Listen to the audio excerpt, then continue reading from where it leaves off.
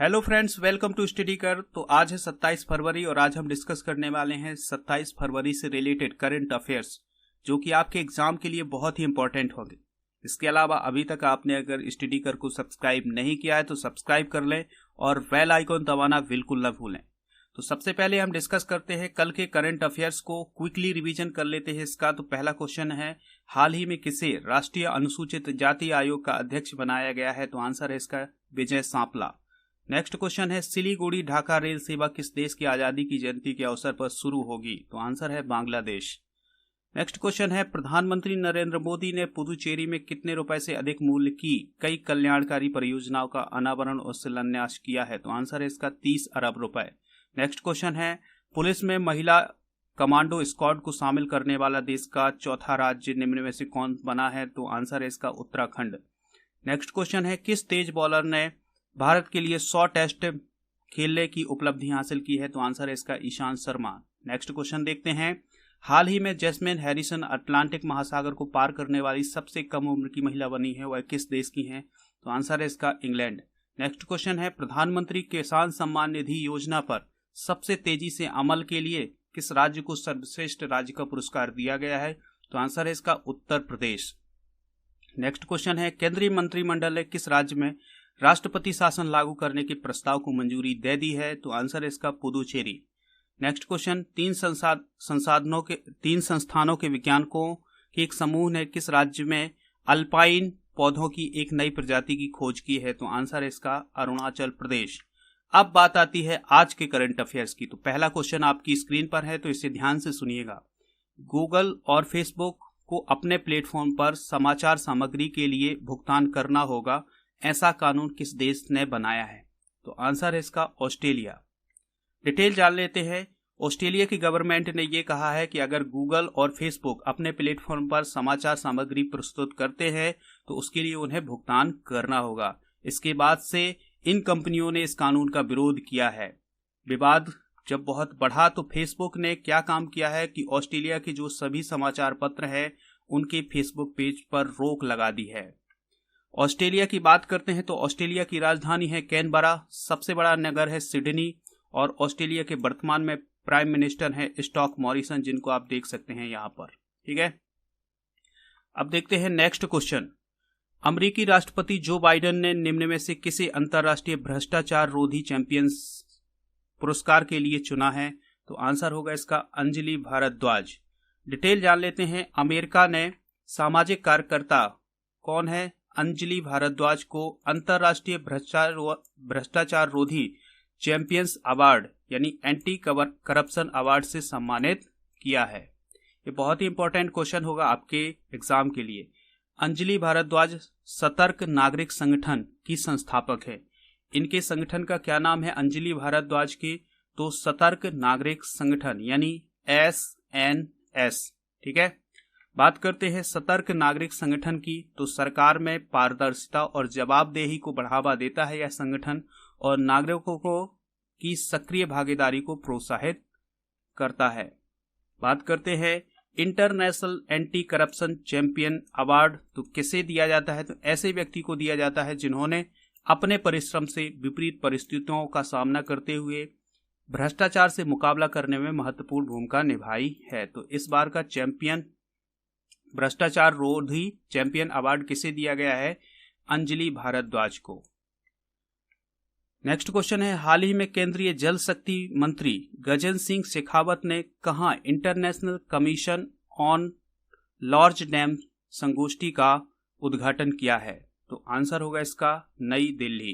इसका डिटेल जान लेते हैं। तो हमारे देश के केंद्रीय जल शक्ति मंत्री कौन है? गजेंद्र सिंह शेखावत, जिनका संबंध राजस्थान से है, ये आप समझ जाएंगे इसको। ठीक है, इन्होंने नई दिल्ली में international commission on large dams संगोष्ठी का उद्घाटन किया है। मतलब एक समिट हुआ है। ठीक है, कहां पर हुआ है ये समिट? ये हुआ है नई दिल्ली में। इस संगोष्ठी का जो विषय है इस बार का वो है बांधों और नदियों पर का सतत विकास। ठीक है, क्या है विषय? बांधों और नदियों का सतत विकास। बात करते हैं तो इस संगोष्ठी में देश विदेश के लगभग 300 से अधिक प्रतिनिधियों ने भाग लिया है। इस संगोष्ठी का उद्देश्य देख लेते हैं। इसका उद्देश्य है जो भारतीय डैम इंजीनियरिंग है उसके पेशेवर और एजेंसियों को अपने अनुभव और नई सामग्री का विकास करने का मौका देना है।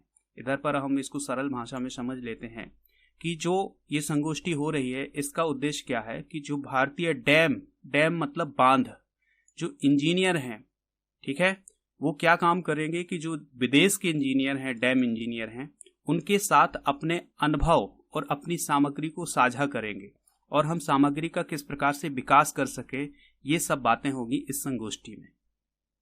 नेक्स्ट देख लेते हैं international commission on charge dams के अध्यक्ष कौन है। तो देख लेते हैं वर्तमान में है कौन, माइकल रोजर्स। इसकी स्थापना कब हुई थी, 1928 में, और इसका मुख्यालय है पेरिस, फ्रांस में। नेक्स्ट क्वेश्चन, ध्यान से सुनिएगा इस क्वेश्चन को। हाल ही में किस राज्य में भारत के पहले डिजिटल विश्वविद्यालय का उद्घाटन किया गया है। तो आंसर है इसका केरल। केरल के राज्यपाल कौन है वर्तमान में, आरिफ मोहम्मद खान। क्या नाम है, आरिफ मोहम्मद खान। इन्होंने Kerala university of digital sciences innovation and technology नामक भारत के पहले डिजिटल विश्वविद्यालय का उद्घाटन किया है। ठीक है, कहाँ किया है, केरल में। अब केरल के किस स्थान पर किया गया है, तो केरल की टेक्नो सिटी कहलाती है मंगलपुरम। ठीक है, ये भी नोट कर लें कि केरल की टेक्नो सिटी क्या कहलाती है, मंगलपुरम। वहां पर यह डिजिटल विश्वविद्यालय स्थापित किया गया है। केरल में डिजिटल यूनिवर्सिटी के बारे में जान लेते हैं, यह क्या है। तो इस विद्यालय में शोध के कार्यक्रम भी किए जाएंगे, मतलब जो यह विश्वविद्यालय होगा डिजिटल विश्वविद्यालय, इसमें शोध के कार्यक्रम भी किए जाएंगे और इसके साथ देश और विदेश की अग्रणी संस्थानों के साथ उद्योग और अकादमिक स्तर के संबंध बनाए जाएंगे। मतलब जो ये विश्वविद्यालय होगा इसमें शोध के साथ साथ उद्योग और अकादमिक स्तर के भी संबंध बनाए जाएंगे विदेशों के कॉलेजों से, विदेशों के यूनिवर्सिटी से। इस विश्वविद्यालय को 10 एकड़ की भूमि पर विकसित किया जा रहा है, ये इंपॉर्टेंट पॉइंट होगा। बात करते हैं केरल की, तो केरल की जो वर्तमान में राज्यपाल हैं वो कौन है, आरिफ मोहम्मद खान, और यहाँ के वर्तमान में सीएम कौन है, पिनाराई विजयन। हाल ही में यहाँ पर चुनाव भी होने, तो अब चुनाव के बाद देखेंगे कि कौन यहाँ का सीएम बनता है। नेक्स्ट क्वेश्चन है, किस देश में भारत समेत दुनिया के पेशेवर लोगों के लिए ग्रीन कार्ड पर लगी रोक को हटा दिया है। तो किस देश ने यह किया है, तो इसका आंसर होगा अमेरिका। अमेरिका ने भारत सहित दुनिया के पेशेवर लोगों के लिए ग्रीन कार्ड पर लगी रोक को हटा दिया है। अब इसको जानते हैं कि ये क्या है मामला। तो देखते हैं कि अमेरिका के राष्ट्रपति जो बाइडेन है वर्तमान में, इन्होंने पूर्व राष्ट्रपति डोनाल्ड ट्रंप के कोरोना वैश्विक महामारी के दौरान ग्रीन कार्ड जारी करने पर रोक लगाई गई थी, ठीक है, जो कि उन्होंने हटा दी है।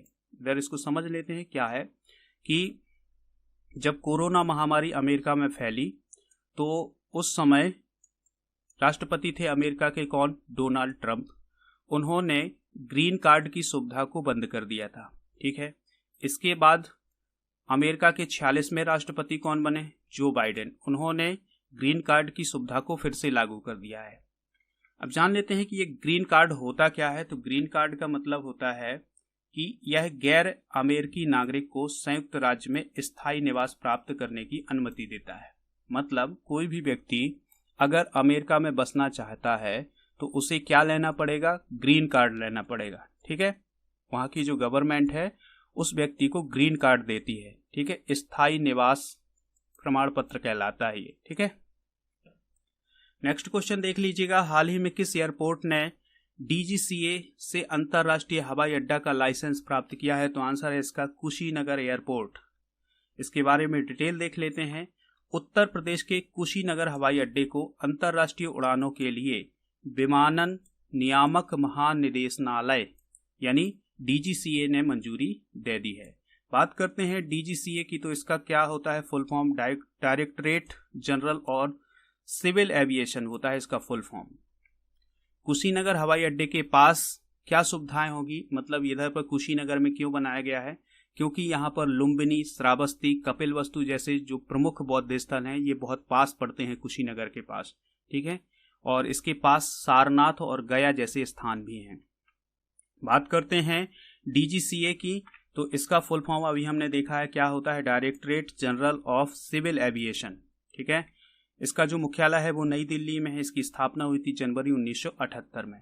नेक्स्ट क्वेश्चन देख लेते हैं, बहुत ही इंपॉर्टेंट क्वेश्चन है ये आपके एग्जाम के लिए। हाल ही में किसे table tennis federation of India का अध्यक्ष चुना गया है? तो आंसर होगा इसका दुष्यंत चौटाला। डिटेल देख लेते हैं। हाल ही में दुष्यंत चौटाला को दोबारा 4 साल के लिए table tennis federation of India का अध्यक्ष चुना गया है। उन्हें 24 फरवरी को एक बैठक हुई थी table tennis federation of India की, 84वीं बैठक हुई थी, जिसमें सर्वसम्मति से दुष्यंत चौटाला को अध्यक्ष बना दिया गया है। वर्तमान में दुष्यंत चौटाला जो हैं वो हरियाणा के डिप्टी सीएम भी हैं। उन्हें पहली बार 2017 में table tennis federation of India का अध्यक्ष चुना गया था। Dushyant Chautala table tennis federation of India के सबसे कम उम्र के अध्यक्ष बने थे। बात करते हैं TTFI की, मतलब table tennis federation of India की, तो इसका मुख्यालय है नई दिल्ली में। स्थापना हुई थी 1926 में।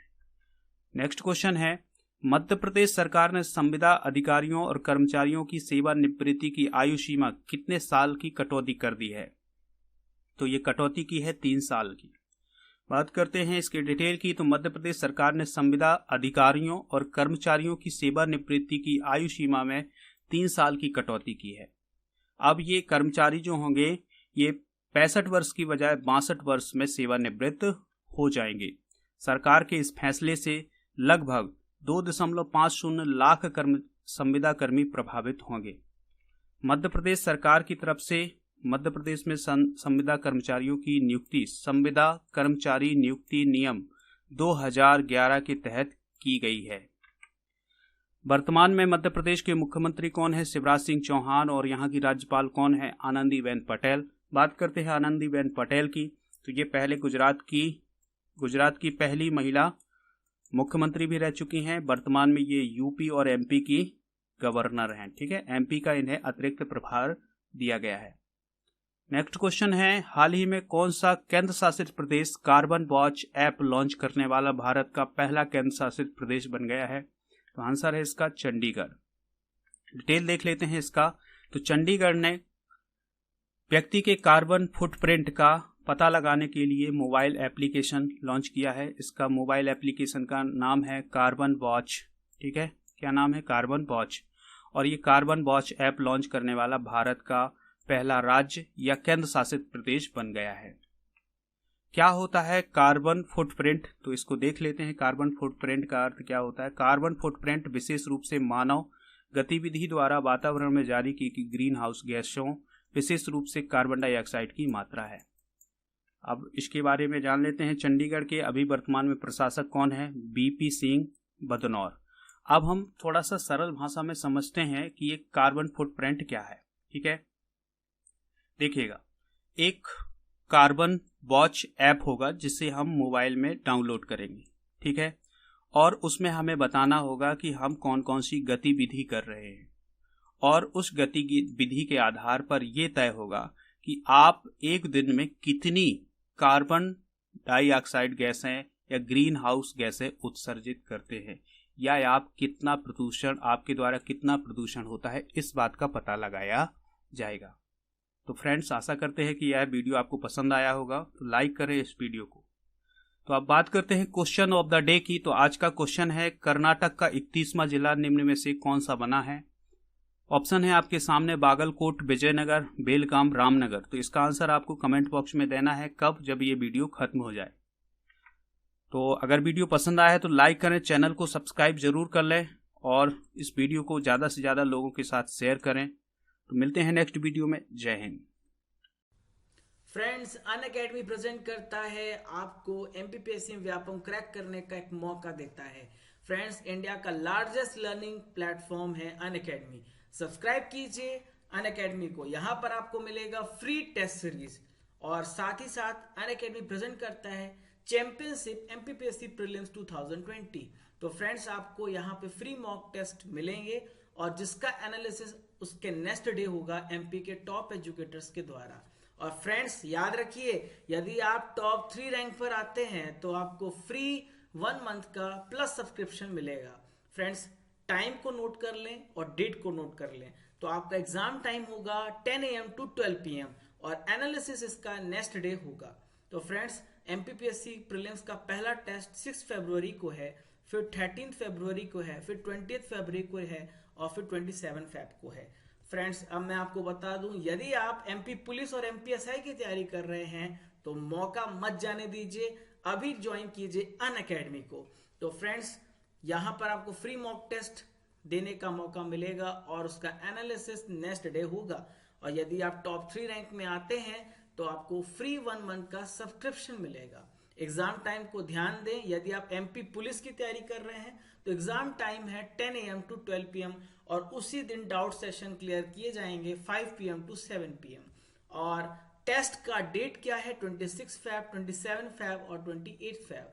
यदि आप एमपीएसआई की तैयारी कर रहे हैं तो 13 फेब से आपके टेस्ट शुरू होंगे और सेकेंड है 28 फेब और फिर है 27 फेब को। फ्रेंड्स, यदि आप अनअकैडमी के प्लस फीचर्स को ज्वाइन करते हैं तो यहाँ मौका मिलेगा आपको फेवरेट एजुकेटर से पढ़ने का मौका, complete exam preparation, doubt clearing session के साथ। फ्रेंड्स, यह फ्री क्लास और प्लस क्लास में अंतर है, इस अंतर को भी समझ लेते हैं। यदि आप फ्री क्लास ज्वाइन करते हैं तो यहाँ पे आपको लिमिटेड सिलेबस कवरेज मिलता है और कंप्लीट सिलेबस आपको प्लस कोर्स पे मिलेगा। और फ्रेंड्स, यदि आप फ्री क्लास को ज्वाइन करते हैं तो यहाँ पे आपको मिलेगा लिमिटेड प्रैक्टिस टेस्ट, लेकिन यदि आप प्लस ज्वाइन करते हैं तो unlimited practice tests, unlimited PDF notes and regular doubt clearing session. पर ध्यान रहे, 10% का डिस्काउंट तो लेना मत भूलिएगा। सब्सक्राइब नाउ, कोड यूज कीजिए राजा नंबर 1, यहाँ पे डॉट का आपको इस्तेमाल करना है। फ्रेंड्स, मैं आपको बता देता हूँ कुछ जो बैच कोर्स हम लाए हैं वो है, पहला है एवियर्स बैच। तो एवियर्स बैच जो है एमपीपीएससी प्रीलिम 2020 जो क्लियर करना चाहते हैं एमसीक्यू के माध्यम से, प्योरली हिंदी मीडियम, 18 फरवरी से बैच शुरू हो गया है। यूज कोड राजा नंबर 1, 10% का इंस्टेंट डिस्काउंट आपको मिलेगा। यदि आप इंग्लिश मीडियम का बैच ज्वाइन करना चाहते हैं तो 18 फरवरी से ये बैच शुरू हुआ है और राजा नंबर 1 कोड यूज करके एमपी के टॉप फैकल्टी से पढ़ने का मौका पा सकते हैं। यदि आपका ड्रीम है एमपीपीएससी 2022 में क्लियर करने का तो आप ज्वाइन कीजिए फाउंडेशन बैच जो 10 मंथ्स का बैच होगा। स्टार्ट हो रहा है 19 फरवरी से और कोड यूज कीजिए राजा नंबर 1।